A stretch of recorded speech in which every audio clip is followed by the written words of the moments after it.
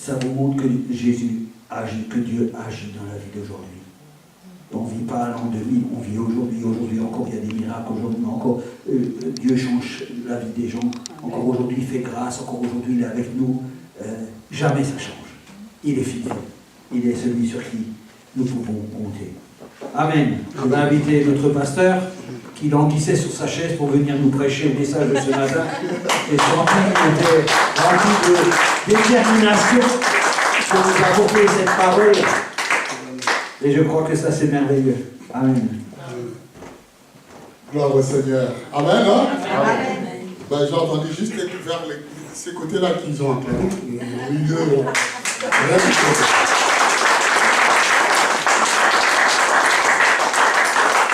Eh bien, allons-y. Tout le monde va bien? Amen. C'est toujours pour nous une joie de recevoir les hommes de Dieu. Notre frère qui est là, en tout cas, il nous a épatés dimanche. Et assez là. Encore aujourd'hui avec mon épouse, on en parle. Tellement c'était merveilleux de passer en communion ensemble. Je vais rappeler une parole qui n'a pas été répétée ici, dans notre communauté, qui m'avait beaucoup marqué, alors que nous étions partis avec mon frère à Paris. J'aurais voulu prendre quelques lignes. Je ne vous donnerai pas les contenus, le contenu comme c'était, mais je voulais nous rappeler, partager cette parole qui aujourd'hui encore a beaucoup résonné dans mon esprit et dans mon cœur. Ça m'a changé complètement et j'ai une autre vision par rapport à cela. Alors que je connais la parole de Dieu, je lis la parole de Dieu, mais cette petite chose que j'ai remarquée, qui a été révélée dans cette parole, chaque fois me met dans une assurance plus autre que celle que j'avais avant. Amen. De savoir que le Seigneur est merveilleux. Amen. Le Seigneur est vraiment le Tout-Puissant. C'est Dieu que nous servons. Il a fait porter sur nous tous vraiment la marque de Jésus-Christ. Amen.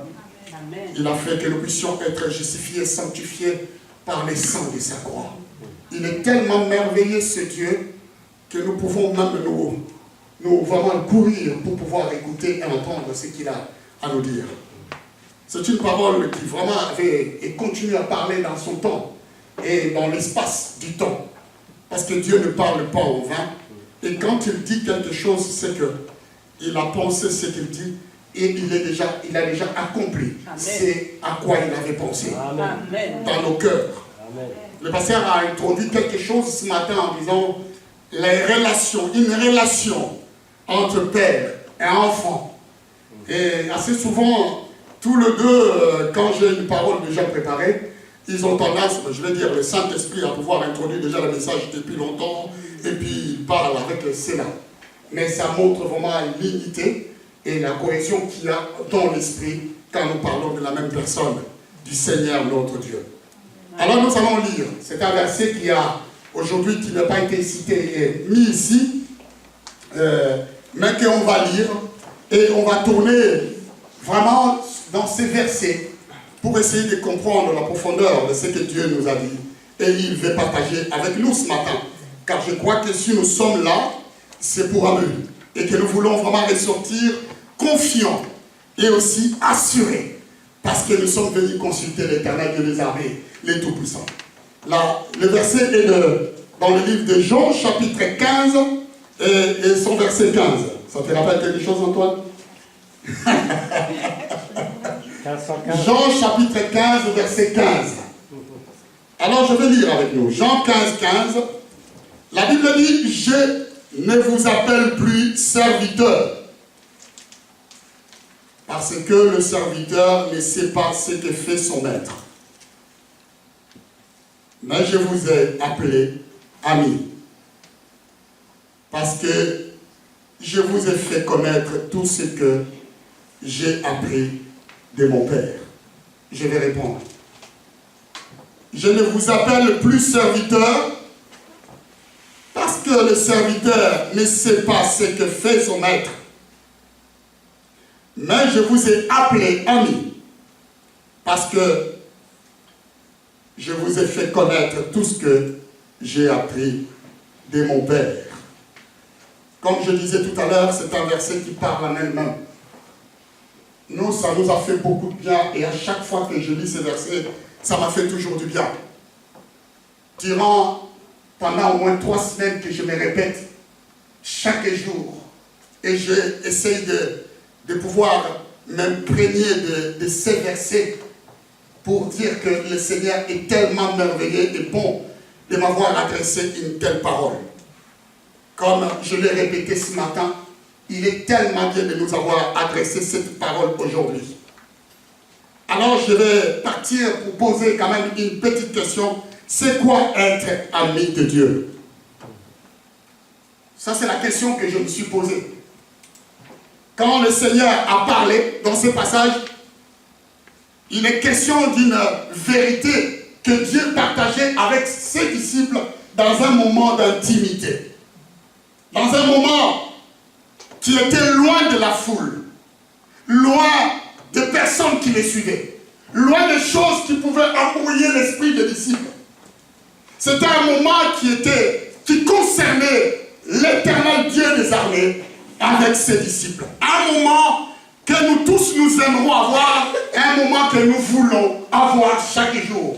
Un moment d'intimité qu'on ne peut pas calculer. C'est dans ces moments-là que le Seigneur va choisir, que le Dieu des armées va choisir pour dire à ses disciples ces phrases que nous lisons. C'est un moment exceptionnel. C'est quand est-ce que Dieu a choisi?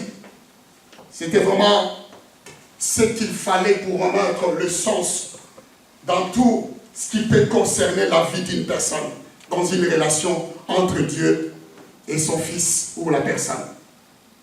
Je veux dire par là, loin des bruits, loin de tout, Dieu va choisir à dire des phrases, à déclarer quelque chose autour de personnes.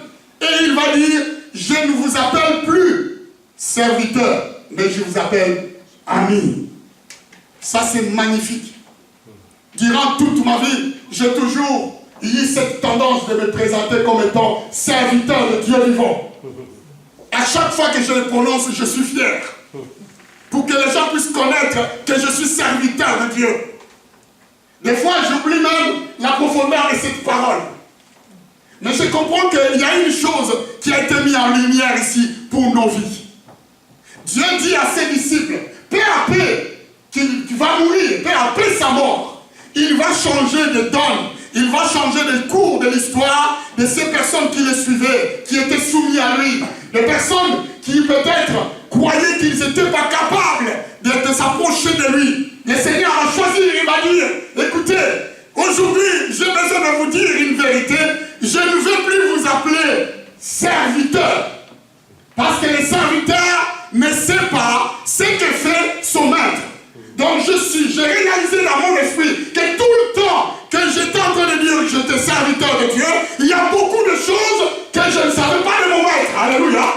Est-ce que vous êtes avec moi? Amen. La parole parle en elle-même parce que le serviteur ne sait pas ce que fait son maître. Est-ce que vous êtes avec moi? Amen. Il va nous amener dans une intimité qui va aller plus loin. Donc ici, je comprends que pour ceux qui ont entendu cette parole, les disciples vont, encore une fois, monter en grade. Il dit, c'est fini le temps où vous êtes serviteurs. Maintenant, il est temps que vous deveniez des amis. Amen. Parce que là, ça nous fait monter en grade, en privilège et en honneur. Amen. Ça, c'est quelque chose de merveilleux. Est-ce que vous êtes avec moi? Amen. C'est une parole qui m'a frappé. J'ai dit, mais tiens, mais je ne vais plus commencer à dire que je suis serviteur de Dieu. Parce que sinon, je ne connais pas ce que Dieu fait. Mais je vais être ami. Parce que lui-même l'a déclaré. Cela signifie beaucoup de choses dans notre vie. Vous savez, nous pouvons considérer qu'en ce moment que Dieu a parlé, les disciples ont passé de la condition d'esclaves à celle de personnes honorées. Des personnes qui pouvaient connaître les secrets de Dieu. Des personnes qui pouvaient s'approcher de Dieu. c'est à ce moment-là que Dieu va remettre les choses. Pour montrer que ce Dieu-là que nous avions considéré autrefois comme loin de nous, n'est plus loin de nous. Il est devenu un ami qui est plus près de nous. Alléluia. Amen. Il y a une autre identité qui nous a été donnée. Cette identité nous amène même dans l'intimité même de Dieu, dans la grâce de Dieu. Amen. Vous comprenez que le serviteur ne peut pas s'approcher de son maître. Il est loin. Il ne peut pas manger dans la même table que le maître. Il va se cacher. Il ne peut pas bénéficier de tout le privilège de maître. Cette parole bien-aimée n'a pas été adressée aux anges. Ils peuvent être jaloux. Le matin quand je priais, je les regardais, je disais, vous êtes jaloux parce que vous n'avez jamais été appelé ami de Dieu. Alléluia. Amen. Mais ça a été donné à une race de personnes, à une personne qui autrefois était pécheur, autrefois qui ne valait rien. Autrefois ce sont des personnes qui n'avaient aucune part dans les choses de Dieu, mais Dieu va changer la donne en disant, aujourd'hui, je ne vous appelle plus serviteur, mais je vous appelle mes amis. Amen. Cela nous fait monter, comme je disais tout à l'heure, un privilège. Je me rappelle quand j'étais jeune, j'avais un pote à moi. En fait, pas un pote, deux potes ou trois. Mais ils m'ont fait comme ça. Je les avais amenés chez moi, à la maison. Je les ai présentés à ma famille comme étant mes meilleurs amis.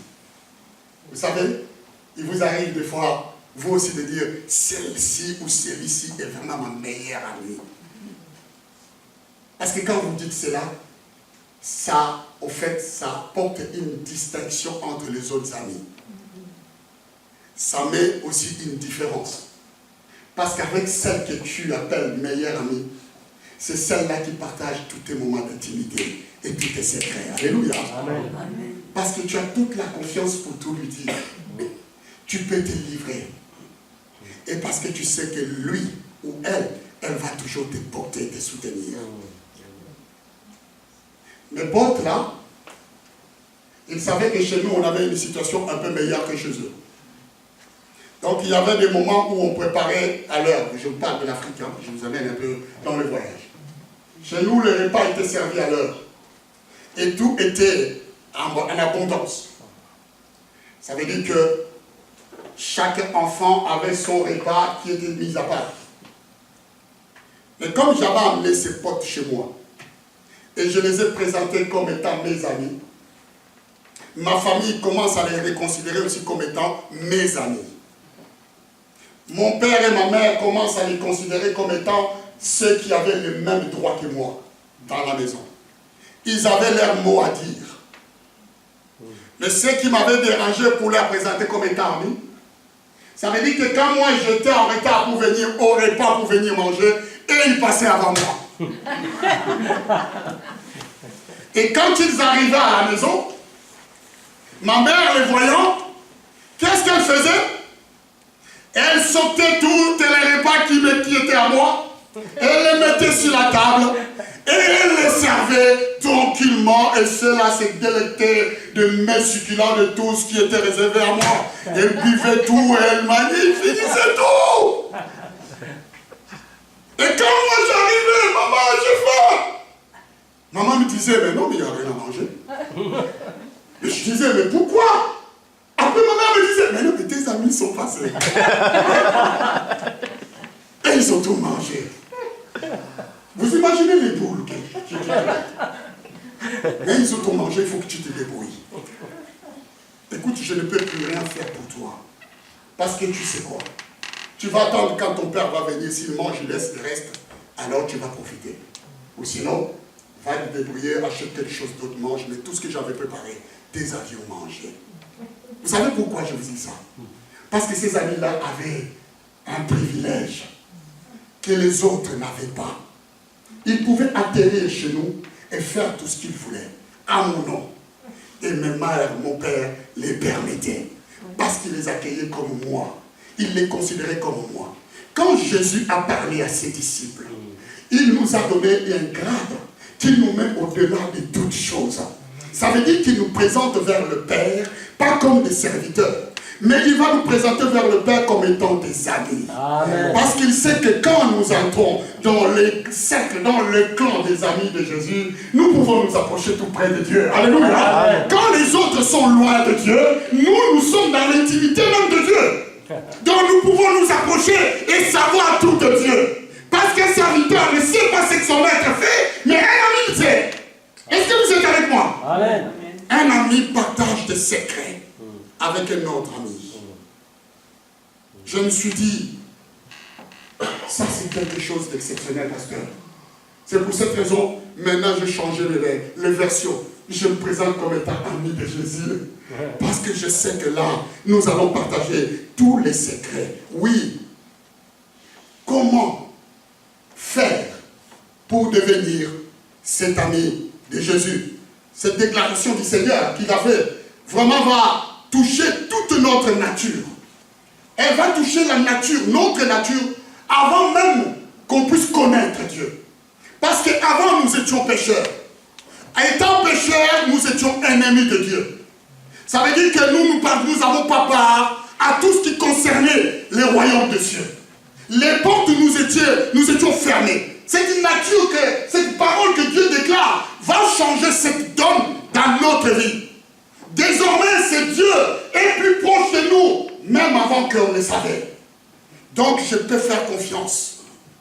Et je peux m'asseoir à sa table. Et pouvoir discuter face à face comme encore notre frère nous a dit, avec lui. Partager des choses. J'aimerais que vous puissiez considérer cela aujourd'hui. Que vous n'êtes plus de serviteurs. Mais vous avez passé de l'étape de serviteur à celui de l'ami de Dieu. Vous avez changé de camp. Ça veut dire qu'aujourd'hui, vous avez été monté l'échelon. Parce que Dieu vous amène à un même niveau que lui. Au même niveau que lui. Voici, quand il nous présente devant le Père, il nous présente comme étant ses amis. Alors je me suis posé la question. Qui Jésus appelle pour être ses amis? Qui est celui qui est appelé pour être ami de Jésus? Qui sont ces gens à qui Jésus disait, je ne vous appelle plus serviteurs? Dans la Bible, nous voyons que ce sont des disciples. Nous pouvons dire tous ensemble ici que nous sommes disciples du Seigneur. Alléluia. Chacun de nous, comme autant nous sommes. Nous sommes disciples de Dieu. Maintenant, je posais la question. Qui est celui qui peut être ami de Jésus? Qui est celui que Dieu appelle? Oh, Dieu a déclaré quand tu le regardes. Je ne t'appelle plus François, serviteur, mais je t'appelle mon ami. Amen. Et ça, quand Dieu dit ça, c'est quelque chose. Il l'a dit. Les hommes que Jésus appelle ses amis sont au départ des natures pécheresses. Notre frère nous a dit ici, qui a cru à ce qui nous était annoncé? Ces personnes sont des natures pécheresses ennemies avant de Dieu. Et aussi, par leur enfance, par le péché, ils pouvaient être loin de Dieu parce que Dieu n'aime pas les péchés. Nous étions tous dans le même paquet. Nous étions loin de Dieu. Nous étions de ceux qui ne pouvaient pas approcher de Dieu. Mais je me rappelle d'une personne. Vous savez, ces personnes que Jésus appelle ses amis, quand je regarde dans cette salle, j'ai envie de dire, mais tellement des amis de Jésus. Vous vous rappelez de ces pharisiens qui avaient invité Jésus. Et quand il l'a appelé pour le dîner, il va inviter Jésus. Et dans la maison de ces pharisiens, il va se passer quelque chose. Ce qui m'avait choqué, c'est ce qui s'était passé dans la maison de ces pharisiens. La Bible dit quand ils étaient à table, au moment où ils voulaient manger, ils ont vu une femme. Une femme qui est rentrée. Quand cette femme est rentrée, alors elle est tombée par terre, à genoux. Elle était en train de pleurer. Elle pleurait tellement qu'elle versait ses larmes sur le pied du Seigneur. Au moment où elle versait ses larmes, elle les essuyait avec ses cheveux. Elle était tellement malheureuse. Elle n'avait personne d'autre. Mais elle est venue dans une maison où il se trouvait quelqu'un.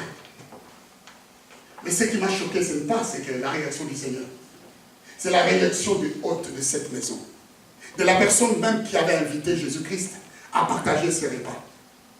Vous savez, il va faire une réflexion qui aujourd'hui promène dans beaucoup des églises et parmi beaucoup des enfants de Dieu. Et c'est là que je vais nous parler encore pour que nous puissions faire attention. Afin que nous ne soyons pas cette église comme cette église qui était dans la maison de ces pharisiens. Vous savez ce qu'il a dit? Je vais vous le lire. On va lire tous Luc chapitre 7, verset 39. Je vais juste vous faire un rappel. Après, on revient sur celle-là. Parce que nous sommes là-dessus. La Bible dit ceci. Le pharisien va faire une réflexion dans ses pensées.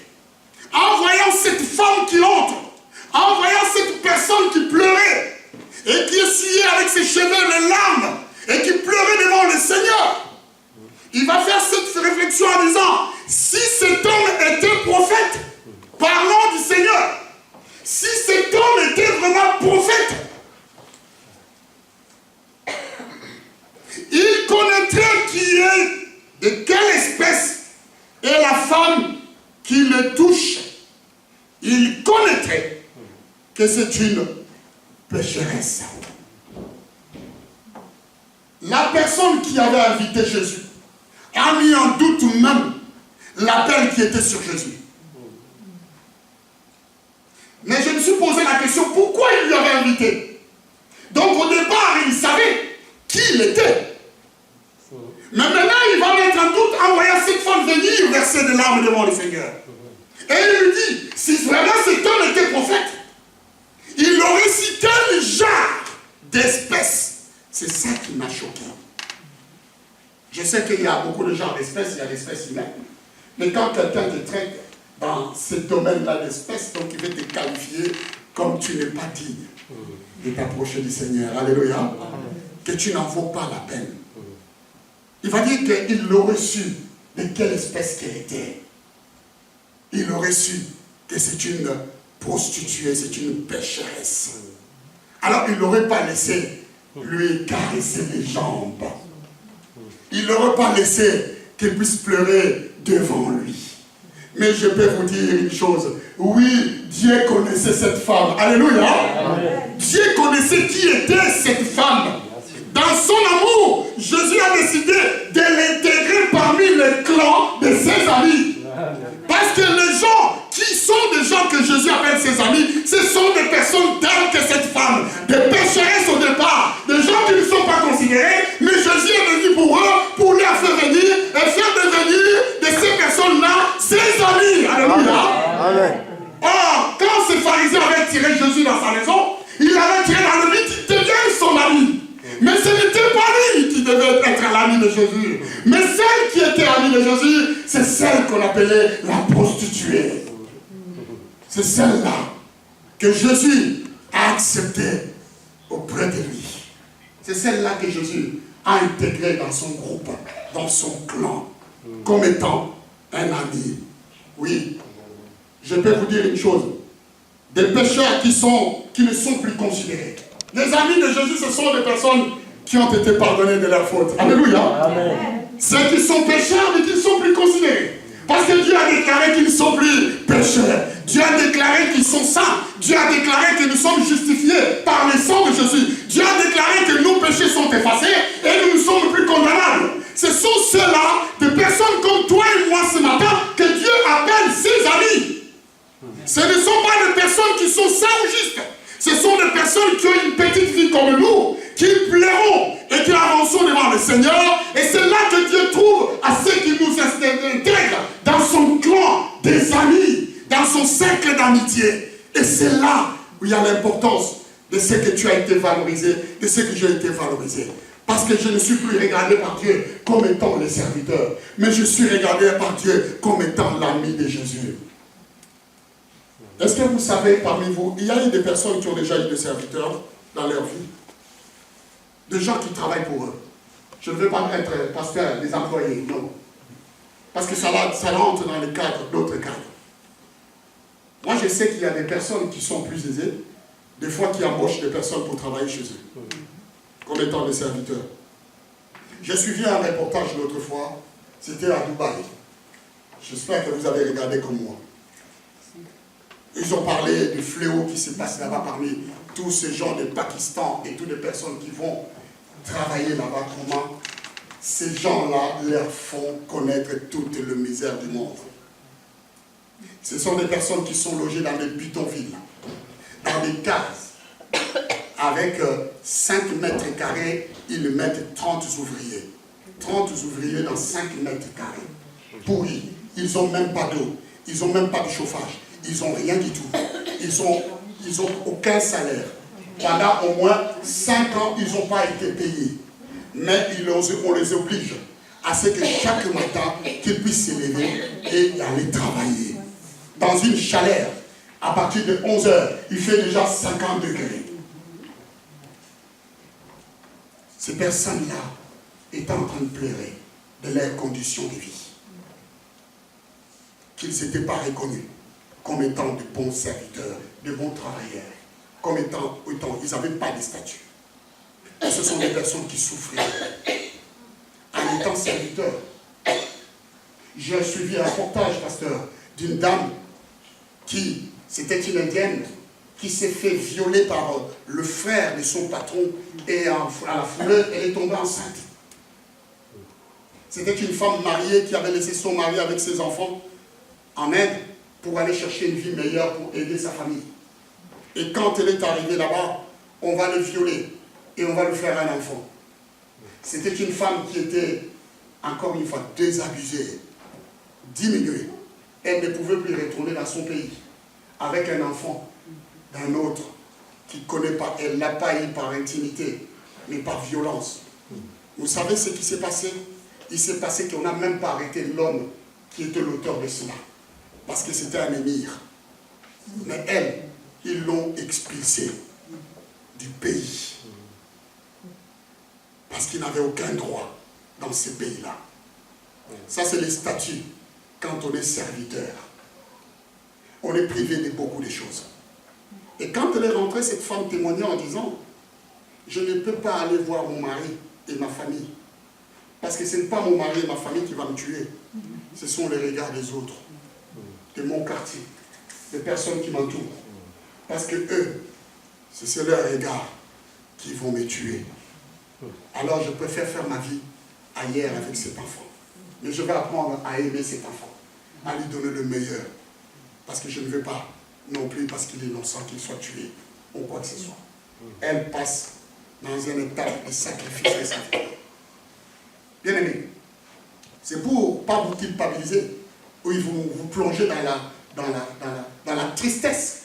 C'est pour vous donner au moins les goûts de comment l'Éternel aujourd'hui nous a placés dans ces niveaux quand il nous fait monter l'échelon en nous disant vous ne serez plus appelés serviteurs, mais je vous appelle mes amis. Il y a de ceux qui sont serviteurs, qui sont loin et qui n'ont droit à aucune chose. Mais les amis du Seigneur, c'est ceux qui ont tous les droits. Et quand ils s'approchent de Dieu, Dieu les reconnaît comme étant les amis. Et toutes les grâces qui reposent sur Jésus-Christ se reposent aussi sur eux. Alléluia. Amen. Parce qu'ils sont amis du Seigneur. Est-ce que nous pouvons acclamer le Seigneur? Parce que là, vous êtes là. Oui, ceux qui sont appelés amis de Jésus, ce sont des personnes autrefois qui n'étaient pas considérées des pécheurs, comme nous étions autrefois. Des gens qui sont disqualifiés pour le ciel. Ce sont ces personnes-là que Dieu va choisir pour les intégrer dans son clan. Voilà pourquoi dans la maison de ces pharisiens, je vous dis que quand lui disait, s'il était prophète, il aurait su quelle personne et quel genre d'espèce était cette femme. Mais la réponse du Seigneur était autre. En voyant cette femme pleurer, vous savez comment il a dit? Tes péchés te sont pardonnés. Tes péchés sont effacés. Ne pleure plus. Tu as trouvé quelqu'un. Tu as compris. Tu deviens un ami. Oh, bien-aimé. Rien qu'à penser comment mes potes étaient allés manger ma nourriture tout le temps. Moi, j'exige cette statue pour aller chercher les choses qui sont dans le ciel pour moi devant le Seigneur et devant Dieu. J'aimerais même passer avant Jésus-Christ parce que quand j'arrive là, devant le Seigneur, dans son intimité, dans notre intimité, je lui dis, Seigneur, j'ai droit à ceci. Alléluia. J'ai droit à ceci. Cela me donne le droit d'avoir ça. Parce que tu pouvais me refuser quand j'étais serviteur. Mais c'est fini ce statut. Maintenant, je suis ton ami. Je suis ami de Dieu. Donc, comme je suis l'ami du Seigneur, tu ne peux pas me le refuser. Je suis obligé de me le donner. Oh, le Seigneur est merveilleux. Dieu nous appelle ses amis. Cette réalité qui doit nous interpeller à chacun de nous, doit aussi interpeller notre relation que nous avons entre nous et le Seigneur. Quelle sorte de relation que nous tissons entre nous et Dieu? Quelle est ta relation avec Dieu? Est-ce que pour toi c'est un Dieu qui est loin? Ou c'est un Dieu que tu dois supplier pour avoir quelque chose? Ou c'est un Dieu qui est tout près de toi et que tu peux voir tous les jours et que tu peux côtoyer à chaque instant, à tout moment, et que ce Dieu-là va lui-même te répondre face à face comme ça? La Bible dit ceci. Moïse, encore une fois, dans Exode chapitre 11, verset 30, dans Exode chapitre 33, verset 11, la Bible dit que l'Éternel parlait avec Moïse face à face. Comme un homme parle à un autre homme. Dieu est esprit. Je me suis posé la question, quand tu parlais avec Moïse face à face, quelle est la manière de l'utiliser? Quel est le corps qu'il avait? Mais pourquoi il parlait face à face avec Moïse? Parce que Dieu considérait que Moïse était son ami. Est-ce que vous êtes avec moi? Et là, Dieu va venir dans toute sa gloire. Il va entrer dans la tente d'assignation. Les anciens qui étaient dehors, ils attendaient la conversation. Et même des rigolades. Alléluia. Il se pourrait que peut-être tu avais rigolé. Il avait tapé une petite une plaisanterie et ils rigolaient ensemble. Les amis ne rigolent pas ensemble. Je me suis dit ça. J'ai dit, mais tiens, il vous est jamais arrivé de faire une prière et ça vous fait rire aussi vous? Et vous avez pensé que non, à ce moment, parce que j'ai adressé cette prière, je suis sûr que Dieu est en train de s'éclater dans le ciel. Il rigole en disant, oh, vraiment, mon serviteur Mario, tu me fais rire un peu trop, hein? Pardon, voilà. Mais ça, c'est vrai. C'est ça l'intimité entre les amis. Alléluia. C'est ce que Dieu veut faire avec vous. C'est ce que Dieu veut faire avec moi. C'est ce que Dieu veut faire avec nous. Que nous puissions avoir cette intimité qui nous met dans une position où nous savons que Dieu est présent avec nous et Dieu nous parle. Et Dieu nous considère plus comme ses serviteurs. Et il est notre ami. À tout moment, il peut venir en amitié. La Bible dit que dans les jardins de Dieu, dans les jardins de Dieu venait chaque soir, chaque jour, pour visiter un ami, ses amis qui étaient là-bas. Et il parlait avec eux pour leur demander, est-ce que tout va bien? Est-ce que vous croyez que c'est seulement à vous d'adresser les paroles à Dieu? Mais en tant qu'ami de Dieu, Dieu peut venir aussi vous adresser les paroles. Alléluia. Est-ce que vous êtes avec moi? Ou vous vous levez le matin, vous n'avez pas prié. Mais vous avez reçu les paroles du Seigneur. Que Dieu te dit, écoute mon ami, marche tranquille au cours de cette journée, je suis avec toi. Amen. Ne résiste à rien, parce que j'ai tout mis devant toi. Et toi tu réponds seulement, Amen Seigneur. Mais ça arrive l'échange. Si ça ne vous arrive pas, cherchez cette intimité. Alléluia. Parce que Dieu peut venir vous visiter le matin et vous parler. Moi, je peux vous certifier une chose. Ça fait 2 semaines que je ne prie pas avant de me lever. Mais ça fait 2 semaines que je vis au ciel. Alléluia. Rien que quand je suis dans le lit, je suis en train de vivre le ciel avec le Seigneur. Je suis dans une intimité profonde. J'ai besoin, je sens comme si mon corps va exploser. Et rien que je sens cette présence dans ma vie, dans mon cœur. Et quand j'entre dans ma voiture pour aller travailler, j'ai besoin d'éclater, je crie, je loue. Parce que c'est tellement fort, je le sens. Amen. Que tu n'as pas besoin d'adresser une prière parce que tu sais qu'il est là. Parce qu'il t'entoure.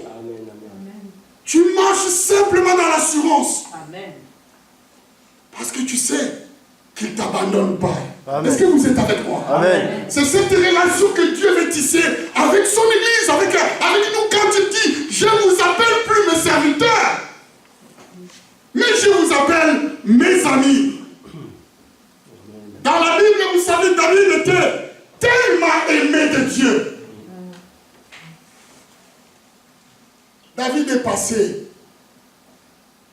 Aujourd'hui, il faut que tu sois seulement la personne qui est aimée de Dieu. Parce que je sais que Dieu nous aime tant. Dieu a tant aimé le monde. Dieu a tant aimé Dominique qu'il a donné, qu'il lui a donné un ami. David était tellement aimé de Dieu. Et Dieu va déclarer sur lui ceci.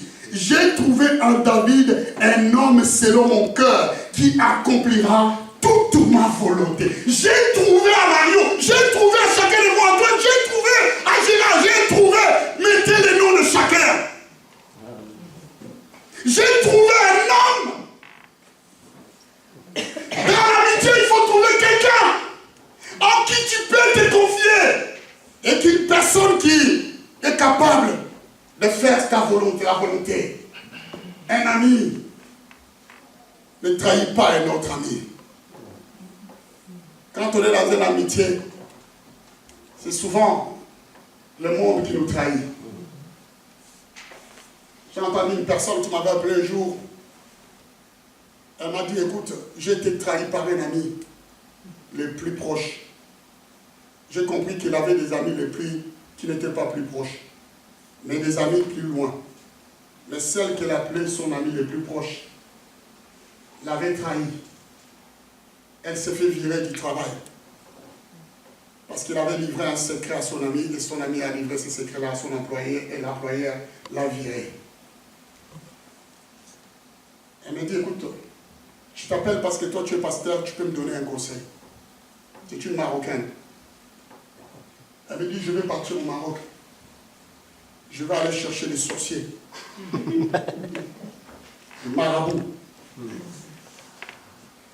Mais c'est seulement dans le but de faire du mal à cet ami que j'ai considéré comme étant mon ami mais qui m'a trahi. Elle m'a tué en faisant ça. Mais je sais que toi tu as de bons conseils. Est-ce que tu peux me donner des conseils? Je lui dis oui. Il faut savoir une chose. Quand tu vas aller voir les sorciers, les marabouts pour tuer ton ami, quand tu finiras de tuer ton ami, il va te tuer aussi. Donc c'est une perte. Parce que le but de cela, c'est quoi? Que tu sois aussi morte. Mais je ne crois pas que c'est une solution. Moi, j'ai envie de te dire, c'était ton ami, mais pardonne. Quand tu auras pardonné, et tu verras le résultat qu'il y a derrière le pardon. Amen. C'est le pardon qui va emprisonner ton ami. Aime-la encore. Mais Daniel, mais tu es fou. Moi, je ne suis pas passé pour l'aimer. Moi, je vais le tuer. Je dis non. Rien qu'en prononçant les paroles, tu l'as déjà tué. Mais j'ai besoin de te dire, aime et pardonne. Quand tu vas partir au Maroc, ne fais rien. Elle est partie, elle m'envoie un SMS, elle me dit, écoute, j'ai écouté tes conseils, je crois que je ne vais pas tomber dans le piège du diable. Même les musulmans, ils savent que le diable existe. Mais je vais passer tout. Je ne veux plus le fréquenter. Mais c'est fini. Ça, ce sont des amis terrestres. Et l'ami céleste que nous avons, lui, il nous a donné un statut. Un statut qui nous met dans une position qu'aucun homme sur cette terre ne pouvait te mettre. Amen. Une position qui te donne le droit à voir Dieu face à face. Une position qui t'amène dans les choses que tu ne peux pas accéder. Il n'a pas déclaré ça à d'autres personnes. Il a déclaré à un nombre de personnes qu'aujourd'hui c'est fini. Je vous appelle plus serviteurs, mais je vous appelle mes amis. J'aimerais que cette parole puisse résonner dans ta conscience, dans ta subconscience, que tu as monté l'échelon et que tu n'es plus dans le bas du tableau, mais tu as gravi les échelons jusqu'à ce que tu atteignes le niveau du Seigneur. Alléluia. Un niveau que Dieu seul peut te donner, Dieu seul peut me donner. Le niveau du cercle des amis de Jésus. Parce qu'eux, ils connaissent le secret de Dieu. Ils connaissent le secret de la volonté du Seigneur. Parce que l'ami est celui qui fait la volonté. Le Seigneur a dit, j'ai trouvé en David une personne selon mon cœur. Mais cette personne qui est prête à faire ma volonté. Amen. Mais qu'est-ce que Jésus a dit par rapport à cela? Jésus a dit ceci. Vous êtes mes amis si vous faites ma volonté. Si vous faites et vous obéissez à mes commandements. Amen.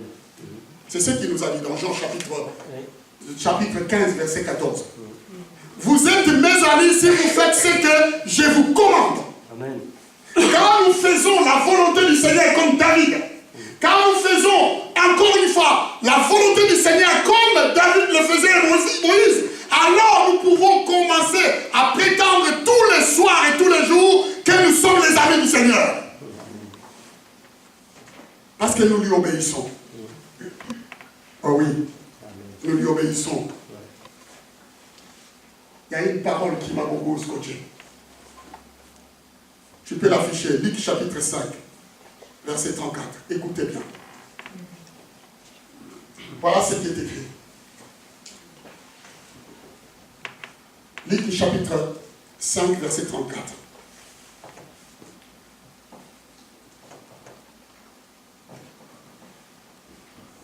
Il est écrit ceci. Il répondit. Là, c'est Jean-Baptiste qui parle. Vous pouvez lire tous les chapitres.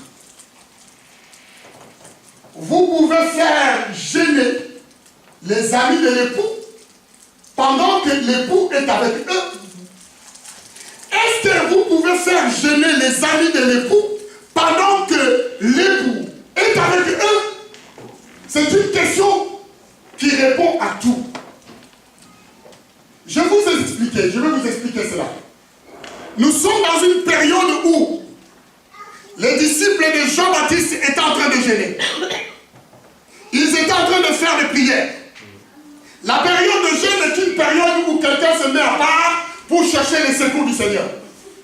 La grâce de Dieu. Pour que Dieu intervienne en quelque chose. Écoutez bien. Je ne vous dis pas de jeûner si le Saint-Esprit vous demande de jeûner.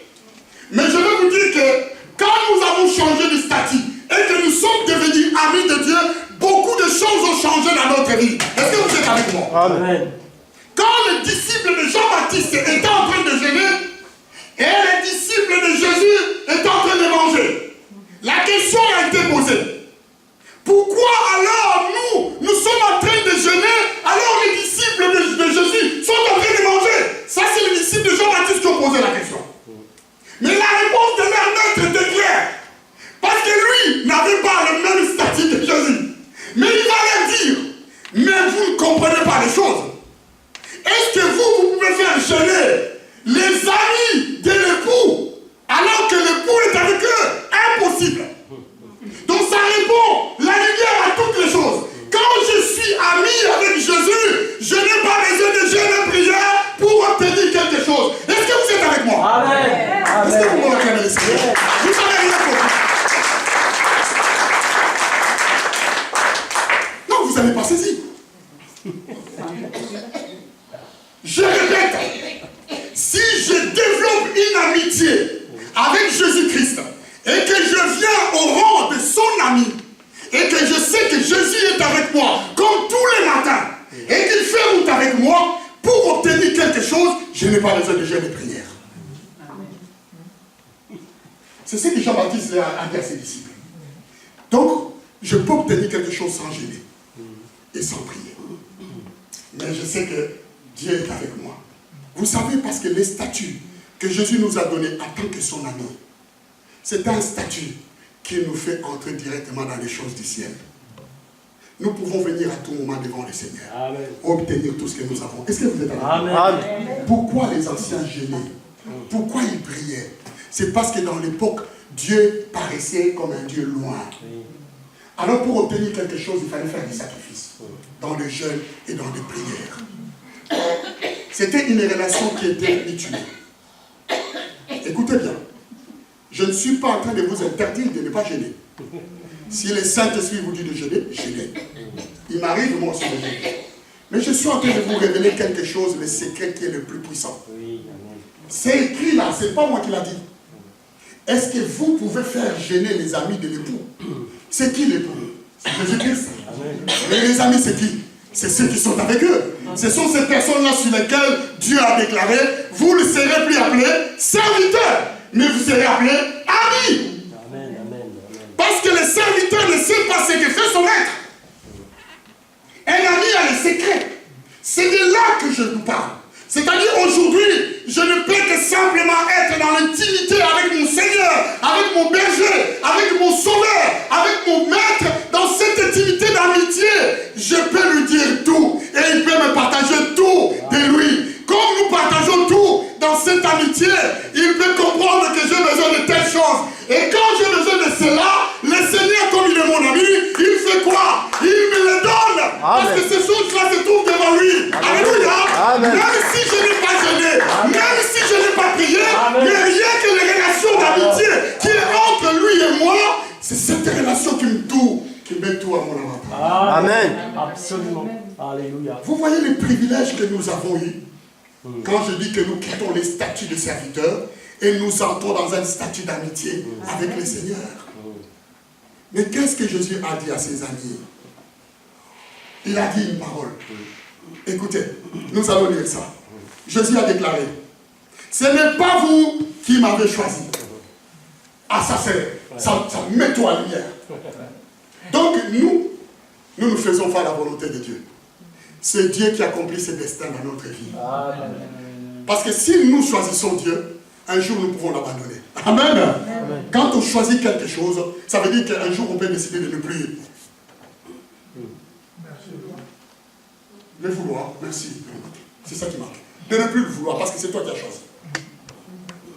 Même si c'est Dieu qui t'a choisi, tu es mal barré parce que tu ne peux pas t'échapper. Alléluia. C'est ça qui est en train de dire ici. C'est ça. Ce n'est pas vous qui m'avez choisi, mais c'est moi qui vous ai choisi. C'est toute la théologie de la vie chrétienne. Ça veut dire qu'une vie chrétienne commence par le choix de Dieu à notre avantage. Nous ne travaillons pas pour le Seigneur. Nous ne marchons pas pour le Seigneur. Nous ne faisons pas les choses pour le Seigneur. Mais au contraire, nous accomplissons la volonté de Dieu. Dieu accomplit sa volonté dans chacun de nous. Amen. Parce qu'il nous a choisis. Amen. Il accomplit cette volonté. C'est ce qu'il a rappelé. Écoutez ce qu'il te dit. Ce n'est pas vous qui m'avez choisi. Mais moi, je vous ai choisi et je vous ai établi. Antoine, je t'ai établi. Alléluia. D'ailleurs, je rappelle une petite parenthèse. Il est quelle heure? Bon, je finis dans 5 minutes. Je vais rappeler une petite parenthèse à l'église. J'avais reçu une réflexion d'une personne qui m'a envoyé un message en disant, écoutez, ça va prendre du temps pour moi pour que j'appelle Antoine pasteur, même s'il est proposant. Je lui dis, écoute, il est pasteur. Dans la Bible, il n'y a pas le mot proposant.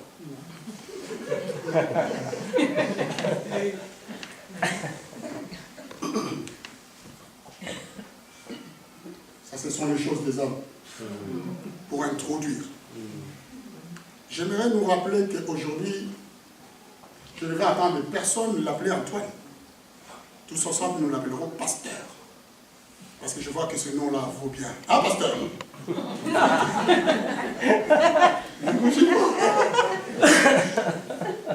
Comme vous l'avez fait avec votre pasteur Mario, ce sont les pasteurs de votre église. Comme vous l'avez fait, donc il faut les respecter. Ça commence là. Il rentre dans son statut. Il va régner sur nous, sur l'église, comme Mario règne, parce que Dieu l'a établi. Vous comprenez le langage que je suis en train de dire? Pas régner dans le sens de vous imposer quoi que ce soit, parce que Dieu les a établis. Il a dit, c'est moi qui vous établis. comme Dieu avait établi l'évangéliste et comme tous les ministères que Dieu établit dans l'Église. On doit avoir le respect pour cela. La culture française me dit souvent, même si un ministre n'est plus ministre, on l'appelle toujours devant la télé, monsieur le ministre. C'est son statut. Il est ministre à vie, comme le président. Chirac n'est plus avec nous, mais quand il est parti, on l'appelait toujours monsieur le président. D'ailleurs, il est devenu le président de tous les Français. Avec moi dedans. Est-ce que vous êtes avec moi? C'est moi qui vous ai choisi et je vous ai établi. Afin que vous alliez. Dieu parle. Afin que vous alliez. Mais écoutez bien ce qui est marqué. Est-ce qu'il a affiché cela? Non. C'est Jean chapitre 15, verset 16. Hein? Pour ceux qui notent. Afin que vous alliez et que vous portiez du fruit. C'est Dieu qui nous envoie. Ce n'est pas nous qui devons faire pour porter des fruits. Nous sommes incapables de produire des fruits. Et c'est Dieu qui va faire. Parce qu'il exerce sa volonté dans notre vie. Amen. Afin que nous puissions porter des fruits. Amen. Donc, nous n'avons pas des efforts à faire. Nous devions simplement accepter la volonté du Seigneur dans notre vie. La vie chrétienne commence dans une position d'être assis. Amen. Vous savez, s'asseoir et laisser Dieu faire. Amen. Je vais nous rappeler une chose. L'homme a été créé quel jour? La Bible dit, l'homme a été créé le 6e jour. Comprenez ce que je suis en train de vous dire. Le 6e jour, l'homme est créé. Aucun de nous ne nous dit s'il était créé le matin, le soir, l'après-midi ou le... Non. Mais on nous dit simplement qu'il était créé le 6e jour. Mais qu'est-ce qui s'est passé le 7e jour? Vous pouvez répondre? Le repos. Dieu s'est reposé. Le 7e jour. Et quel était le premier jour de l'homme qu'il a vécu entièrement? C'était le 7e jour. Le repos du Seigneur. C'est tout là le secret du ministère. Vous savez que nous commençons le ministère en se reposant sur le Seigneur. Est-ce que vous êtes avec moi? Amen. Est-ce que vous êtes avec moi? On n'écoute pas pour lire.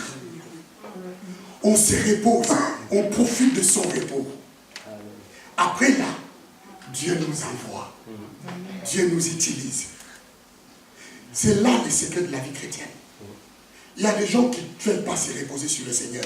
Ils se reposent sur leur propre vie. Ils se reposent dans leurs problèmes. Ils se reposent. Repose-toi, tu es ami du Seigneur. Alléluia. Tu es ami de Dieu. Repose-toi. Sois cool, jeune. Profite. Amen. Amen. Pourquoi tu cours? Profite. Repose avec le Seigneur. C'est pour ça que Jésus a dit, venez à moi, vous tous qui êtes chargés et fatigués, et moi je vous donnerai du repos. Il te rappelle encore que quand tu continues dans tes poids, dans tes charges, tu n'auras pas de repos. Reviens et reprends ta vie chrétienne là où ça a commencé. Dans les repos du Seigneur. Alléluia. Amen. Dans les repos de notre Dieu. Dans les repos du Tout-Puissant. J'ai besoin de vous dire ceci. Il dit ceci, écoutez, je finis là parce que je ne vais pas continuer avant. Je vais le dire rapidement. Écoutez, il dit, pour que vous portiez du fruit et que votre fruit demeure. Amen. Les fruits que Dieu fait porter dans notre vie, ce sont des fruits qui demeurent. Amen. Quand Dieu te donne la joie, cette joie doit demeurer. Amen. Même devant tous les problèmes, tu auras toujours la joie. Amen. Mais si tu n'as pas la joie devant les problèmes, demande-toi qui a planté ta joie dans ton esprit. Ce n'est pas la joie de Dieu. La joie de Dieu, elle reste toujours même il y a des épreuves. Amen. La paix de Dieu reste toujours même il y a des épreuves. C'est celle-là qu'il a dit que ce fruit-là va demeurer. Amen. Elle va être là pour te soutenir. Les gens vont se dire, nous ne te comprenons pas, même s'il y a des problèmes. Tu es toujours pareil. Tu ne vois aucun danger. Réponds-lui. Mais moi, je sais où je suis assis. Je me repose sur le Seigneur. Amen. Amen. C'est lui qui est ma force. Amen. Et vous savez ce qu'il a dit? Que votre fruit demeure. Enfin que, c'est là je vous dis, enfin que vous demandez tout ce que... Il a marqué? Tout ça. Que ce que vous demanderez. Ah, merci, pasteur. Tout ce que vous demanderez au Père à mon nom, il va vous le refuser. C'est ce qu'il a marqué. Il vous le donne. Non! Il a dit non, tu dois jeûner 50 jours, même 42 jours plus que Jésus-Christ pour l'avoir. Il a dit ça. Non, il a dit ça, non? Mais non. Il a dit non, tu dois faire des prières, des prières je ne sais pas, tu dois changer ta vie, tu dois être... C'est ce qu'il a dit, non? Mais à qui il adresse ces paroles? À ses amis. Parce que ses amis, ils ont notre statut. Les amis de Jésus, quand tu se présentes devant le Père, quand tu te demandes, Dieu fait quoi? Il les donne. C'est pour ça, Jean-Baptiste avait compris quand il disait à ses disciples. Il a dit, est-ce que vous êtes capable de faire gêner des amis de l'époux quand l'époux est avec eux? Est-ce que vous êtes capable? Personne ne peut le faire, pasteur. Personne. La religion nous amène loin. Il y a des personnes, ouais. Avant que je te délivre, il faut que tu gênes 50 jours, 50 nuits. Après, tu auras ta délivrance. Non. Deviens ami du Seigneur. Alléluia. Amen. Amen. Et quand tu seras devant lui, tu lui dis, Seigneur, voici mon problème. Et le Seigneur dira, vas-y. Les amis de Dieu sont ceux dont le Seigneur, quand tu viens les voir, même s'ils sont dans des problèmes, comme dans cette église de Siloé, quand le Seigneur est allé, le Saint-Esprit lui a dit, il y a ton ami qui a besoin de ton aide. Dans l'église de Siloé, il est parti devant la piscine de Siloé, c'est ça. Et quand il arrive là, il trouve un ami que personne ne faisait cas, un ami que personne ne pouvait aider. Et là, il va rester, il va lui regarder, mais qu'est-ce que tu fais là? Il dit, écoute, mon ami, je n'ai personne pour m'aider. À chaque fois que je voudrais plonger dans l'eau, il y a un autre qui passe avant moi. Vous savez, les autres peuvent dépendre des anges, mais les amis du Seigneur dépendent de lui-même. Alléluia! Parce que c'est l'ange qui faisait bouger l'eau, afin que les guérisons soient opérées. Mais quand l'ami fidèle s'est pointé devant lui, il n'a pas besoin de lui dire, plonge dans l'eau. Il ne va pas mouiller son bateau. Il ne va pas mouiller ses amis. Il ne veut même pas que tu puisses te mouiller. Il lui a dit seulement, prends ton lit, marche. Amen. Vous voyez les privilèges entre amis et serviteurs. Les autres dépendent des anges, mais un ami c'est direct avec Dieu. Moi je négocie avec les tout-puissants. Prends ton lit et marche. Et je peux vous dire qu'il y a une autre personne là-dedans qui attendait encore les anges. Mais celui qui était l'ami du Seigneur, il a pris son lit et il a commencé à marcher. Il a dit, vous voyez, hein, il y a une différence entre ceux qui ont des amis et ceux qui n'ont pas des amis. Vous savez, quand vous avez des amis haut placés, vous êtes dans l'assurance. Moi, j'ai un ami au Leclerc. Il est directeur. Mais je suis haut placé. Parce que je sais que je partage son fauteuil de directeur avec moi. Vous savez pourquoi? Parce que je peux introduire tous les dossiers que je veux. Et quand je lui demande, embauche telle personne, il me dit, Daniel, pourtant je vais le faire. Il y a d'autres personnes qui l'ont fait et n'ont pas eu cette opportunité. Est-ce que vous êtes avec moi? Je suis en train de vous montrer la valeur de ce que Jésus a déclaré. Je ne vais plus vous appeler mes serviteurs, mais je vais vous appeler mes amis. Un ami, quand les autres t'abandonnent, lui, il sera toujours là. Quand le monde ne voudra plus de toi, lui, il sera là pour te secourir. Amen. Il sera là pour te soutenir. Et quand tu vas traverser des problèmes, tout le monde va commencer à te pointer du doigt. Mais lui, il viendra avec compassion. Même si tu serais dans la position de Pierre. Parce qu'un jour, Pierre était ami de Jésus. Mais un jour, il a régné Christ en disant, je ne connais pas cet homme. Je ne l'ai jamais connu. Mais l'amour que Jésus porte pour ses amis est plus fort que ce que le monde peut proposer. Et vous savez ce qui s'est passé? L'amour est revenu. Jésus est revenu vers Pierre en lui disant, Pierre, m'aimes-tu? M'aimes-tu? Vous savez pourquoi? Parce qu'il n'abandonne pas de personne même si tu le trahis. Alléluia. Même si tu les réunis, cette amitié est scellée. Elle est plus profonde que rien ne peut séparer. Trouve et cherche l'amitié du Seigneur. Et tu auras tous les avantages. Sois ami de Dieu. Viens avec cet esprit d'amitié. Et alors, le pasteur va nous chercher ces choses de ami fidèle tendre. Tu connais, non? Ami fidèle. Si on peut les chanter. Parce que là, c'est le cercle des amis, hein, pasteur? Bon, je vais t'appeler comme les pasteurs. Pasteur. Donc, ça, c'est le cercle des amitiés. Bien aimé, je suis en train de vous dire une chose. Cherchez l'amitié avec le Seigneur. Ça vous donne le droit d'accéder devant la présence de Dieu. Et quand même tout le monde vous abandonnerait, Dieu est celui, encore une fois, qui n'abandonne jamais. Dieu, il a beaucoup d'amis. La Bible dit ceci, il a tellement des amis dehors que Jean-François nous a rappelé. Il dit que j'ai encore beaucoup de brebis en dehors de ma bergerie. Ça veut dire qu'il y a beaucoup d'amis qui ne sont pas encore arrivés ici. Il a dit tous, ils viendront un jour. Ils vont entendre ma voix et ils intégreront le cercle des amis de Jésus-Christ. Et ce jour-là, quand ils viendront, alors ils auront un seul berger. Vous savez pourquoi? Parce que Jésus veut avoir tout le monde comme ami. Il ne refuse personne. La Bible dit qu'il n'a jamais fermé, encore jeté dehors ceux qui viennent auprès de lui. Il a les bras ouverts. Tous ceux qui sont dehors peuvent être considérés comme amis de Jésus. Alors fais attention, quand tu haïs ton voisin, peut-être demain, c'est l'ami du Seigneur. Fais attention quand tu trahis ton copain, parce qu'ils ne connaissent pas le Seigneur. Demain, peut-être, ce sera l'ami du Seigneur. Fais attention de la manière comment tu parles aux autres, parce que tu ne sais pas.